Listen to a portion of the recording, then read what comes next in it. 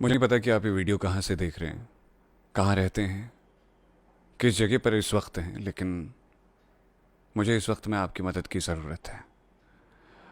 नमस्कार, मेरा नाम पंकज जीना है और मैं कहानियाँ सुनाया करता हूँ एक नेशनल रेडियो पे।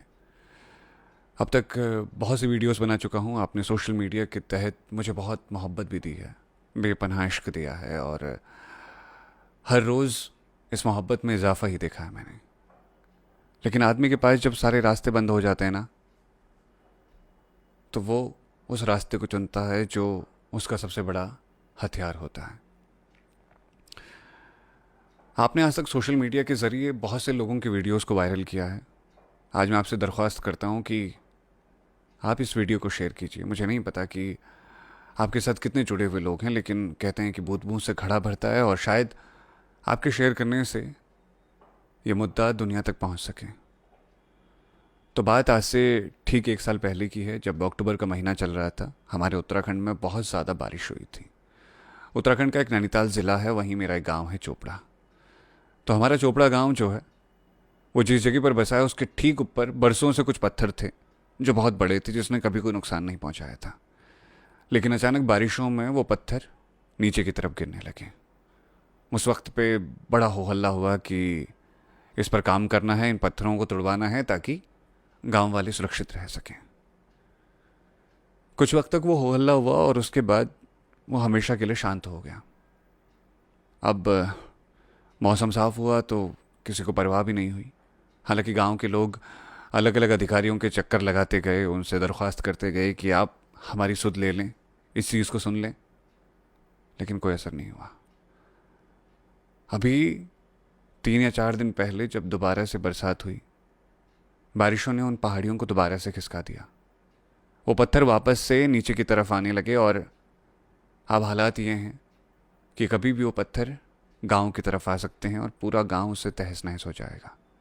वो गांव जहां बचपन देखा है, वो गांव जहां अब भी मेरे माँ बाप रहते हैं, वो गांव जहां मेरी पूरी यादें जुड़ी हैं, मेरी ज़िंदगी जुड़ी हुई है और मेरी जड़ें हैं, जहां मेरे इष्ट देवता हैं, वो सब कुछ ख़त्म हो जाएगा एक ही रात में। फाइलों में और दावों में बहुत बार कहा गया है कि हम ये कर देंगे, हम वो कर देंगे, लेकिन अभी तक कोई फ़र्क नहीं पड़ा है। जिन जनप्रतिनिधियों ने हमेशा ये कहा कि अरे चिंता मत कीजिए, ये हमारी जिम्मेदारी है, अब वो कह रहे हैं कि हमें ज्ञापन सौंपी है। जगह जगह जाकर के हमने ज्ञापन सौंप दिए हैं, हर किसी से गुहार लगा रहे हैं। जो दावे कर दे रहा है, जो वादे कर दे रहा है, हम यकीन मान जा रहे हैं और इंतज़ार करते जा रहे हैं। इंतज़ार करते करते आज 5 दिन से ज़्यादा का वक्त हो गया है, लेकिन कहीं कोई असर नहीं पड़ा है। ऑर्डर आ रहे हैं तो 3 दिन बाद, 4 दिन बाद, 5 दिन बाद के, लेकिन उसके बाद भी कोई असर नहीं पड़ रहा है। अब आप हिसाब लगा लीजिए कि अक्टूबर से कहीं पर कोई परेशानी चल रही है और ये महीना जुलाई का आ चुका है और अभी तक कोई असर नहीं हुआ है। अभी कल एक अधिकारी से मैंने बात की थी जो कि आपदा से रिलेटेड चीज़ों को देखते हैं, तो उनका कहना था हाँ हाँ, ये वक्त लगता है इसमें, बस 1 आध हफ्ता मान करके चलिए, हो जाएगा।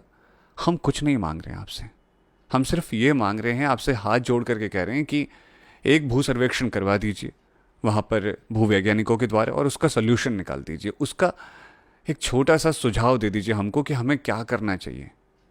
उन पत्थरों को तोड़ा जा सकता है, तकनीकें बहुत आगे हैं आजकल, और हम अब भी वहीं चल रहे हैं। और ये बहुत सालों से हो रहा है।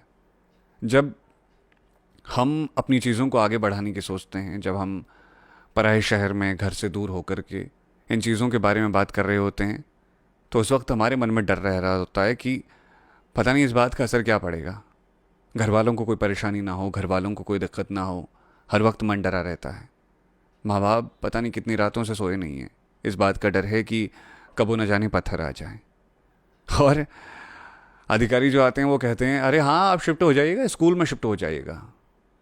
हम अपना घर छोड़ करके स्कूल में शिफ्ट हो जाएं, लेकिन आप उतने समय से एक भी चीज़ को अपने संज्ञान में लाएंगे नहीं और उसके लिए आपको ज्ञापन सौंपना पड़ेगा। हम अपनी गृहस्थी छोड़ करके किसी एक जगह पर शिफ्ट हो जाएंगे, लेकिन आप उस पर कोई कार्यवाही करेंगे ही नहीं, आप उसका कोई सोल्यूशन देंगे ही नहीं। बस आप ये कहेंगे कि गांव खाली करवा दीजिए, हम देखेंगे। आपका देखना बहुत ज़्यादा हो गया साहब। आपके दरवाज़ों पे घंटों खड़े रहते हैं मेरे गांव के लोग, जगह जगह जाकर के गुहार लगा रहे हैं। मैं उस गांव से आता हूँ और मैं हिंदुस्तान भर के रेडियो में कहानियाँ सुनाता हूँ, लेकिन मैं भी मजबूर हो गया हूँ, कुछ नहीं बचा है पीछे। अगर गांव ख़त्म हो गया तो हमारे पास तो कुछ रहने का ठिकाना भी नहीं है। अभी भी सुधारा जा सकता है, अभी भी बचाया जा सकता है।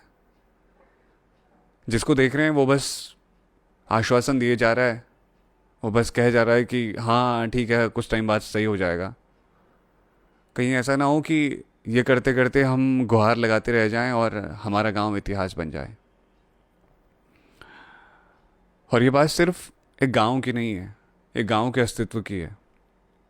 जहाँ से हम लोग आते हैं, अगर हम भी अपने गांव को नहीं बचा पाए तो फिर समझ लीजिए बाकी लोगों का क्या हाल होता होगा। कुछ समय पहले सोमेश्वर घाटी नाम की एक जगह है जहाँ सड़क पे गड्ढे हो गए थे। गांव के लोगों ने धान बो दिए वहाँ कि क्या पता इससे कोई जाग जाए। नहीं हुआ, वैसा ही चल रहा। खेतों की फसलें बानर उजाड़ जा रहे हैं। कहीं कोई देखने वाला नहीं, कहीं कोई सुनने वाला नहीं, बेलगाम हो गए हैं लोग। अगर कोई परेशान है तो वो ज्ञापन सौंपे।